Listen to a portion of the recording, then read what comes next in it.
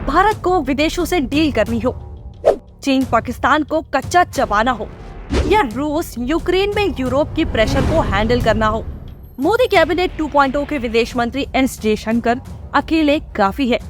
आज बेशक मोदी जी की विदेश नीति बेहतरीन है, लेकिन उसे आकार देने में एक हाथ जयशंकर का भी है।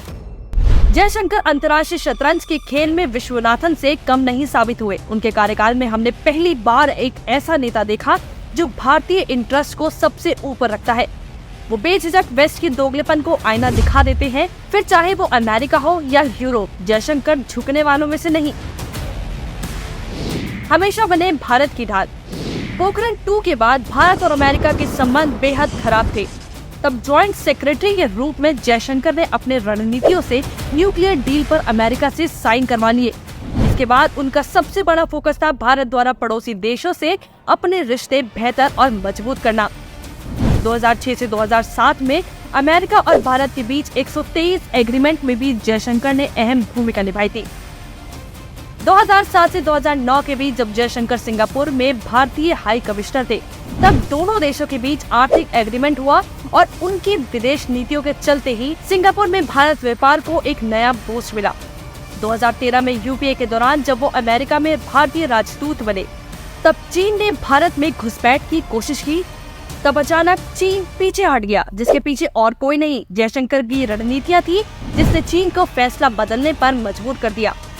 2013 उसी साल भारत अमेरिका में रिश्ते इतने मजबूत हुए कि बराक ओबामा भारत आए। दोनों देशों में कई डील्स हुई। विदेश मंत्री बनते ही संभाला देश। 2017 में जब भारत डोकलाम में विवाद हुआ, तब जयशंकर सीधा चीनी अधिकारियों से बात कर रहे थे और चमत्कार देखिए, चीन डोकलाम में सड़क न बनाने के लिए सहमत हो गया।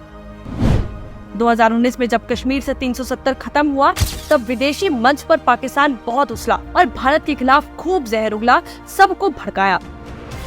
तब जयशंकर अलग अलग देशों में गए और उन्हें भारत का पक्ष ऐसे समझाया कि दुनिया के एक आध देश छोड़कर कोई भी देश भारत सरकार के फैसले के विरोध में खड़ा नहीं हुआ और सबने यही कहा कि अनुच्छेद 370 हटाना भारत का आंतरिक मुद्दा है।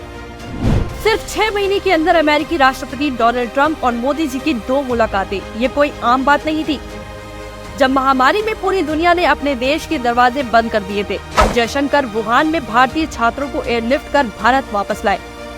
इटली में एक मेडिकल टीम भेजने से लेकर मालदीव में एक मेडिकल टीम भेजने तक जयशंकर ने विदेश मंत्री होने का अपना पूरा फर्ज निभाया। आज पाकिस्तान तो दाने दाने को मोहताज है ही, लेकिन चीन की भी हिम्मत नहीं है कि वो भारत को आंख दिखा सके। ये जयशंकर का ही करिश्मा है कि चीन के चहेते BRI प्रोजेक्ट में सेध लग रही है। चीनी प्रोडक्ट से लेकर चीनी ऐप्स को बॉयकॉट करने की भारत की मुहिम को आज दुनिया के बड़े बड़े देश फॉलो कर रहे हैं। यूएस, यूरोप की कंपनियां चीन को छोड़कर अपना उद्योग भारत लेकर आई। एप्पल ने तो चीन में अपनी मैन्युफैक्चरिंग हब को ही खत्म कर दिया और भारत में आईफोन बना रहा है।